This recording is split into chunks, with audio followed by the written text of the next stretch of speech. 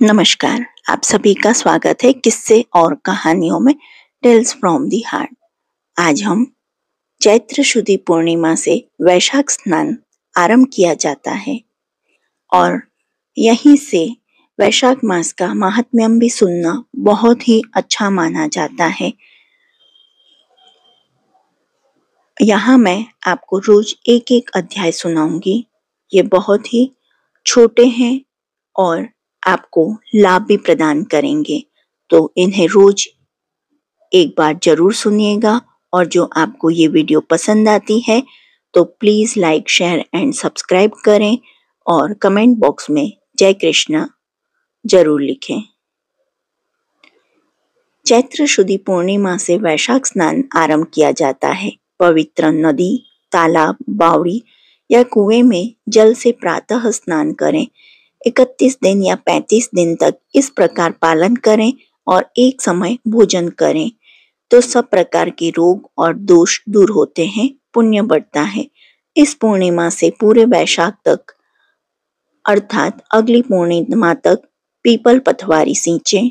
People के वृक्ष के निकट शुद्ध पत्थर का टुकड़ा लेकर उसे पथवारी मानकर पीपल और पथवारी को जल से सींचें, कथा कहें और सुने।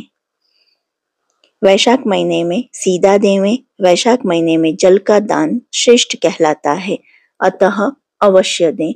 इस महीने में कभी भी ब्राह्मण को एक मटका दान करें और मटके के ऊपर एक ढक्कन रखें, कपड़ा रखें, उस ढक्कन में चीनी भरें, दक्षिणा पंखा रखकर ब्राह्मणों को दान दें।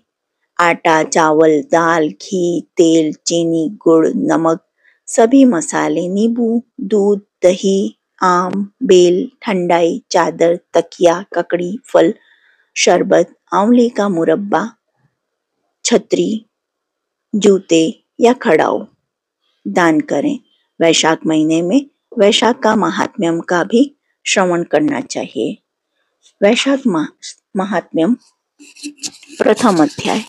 सूत जी कहने लगे कि ब्रह्मा के पुत्र श्री नारद जी से राजा अम्बरीश ने पूछा कि ब्राह्मण, मैंने सुना है कि वैशाख मास सब मासों में उत्तम है, सो कृपया आप वैशाख मास का महात्म्यम विस्तार पूर्वक मुझे सुनाइए। यह मास भगवान को क्यों अधिक प्यारा है? इस मास में क्या दान करना चाहिए और इसका क्या फल है? इस मास में कौन से कर्म करने योग्य हैं और उनको करने से कौन से देवता प्रसन्न होते हैं? भगवान विष्णु को कौन से कार्य व कौन से दान प्रिय हैं और इससे फल व उद्देश्य भी कृपया विस्तार पूर्वक कहिए। भगवान का पूजन कैसे और किन वस्तुओं से करना चाहिए? नारद जी बोले, हे राजन, सब मासों का वृत्तांत भगवान ने लक्ष्मी जी से कहा और मुझसे ब्रह्मा जी ने सुनाया। यह मास विद्याओं में वेद विद्या, मंत्रों में प्रणव, वृक्षों में कल्पवृक्ष, गौओं में कामधेनु, नागों में शेष, पक्षियों में गरुड़, देवों में विष्णु, वर्णों में ब्राह्मण, प्रिय वस्तुओं में प्राण, मित्रों में भार्या, नदियों में गंगा, तेजस्वियों में सूर्य, शास्त्रों में चक्र, धातुओं में सुवर्ण, वैष्णवों में शिव, रत्नों में कौस्तुभामि के समान है। भगवान की भक्ति के लिए ये मास सबसे उत्तम है। मेष राशि की संक्रांति अर्थात वैशाख मास में जो सूर्य देव से पहले स्नान करता है उस पर भगवान लक्ष्मी सहित सदा प्रसन्न रहते हैं। वैशाख मास में स्नान करने वाले सब पापों से मुक्त होकर बैकुंठ को जाते हैं। इस मास में सूर्योदय से पहले जो एक बार भी स्नान करके या स्नान से नियमित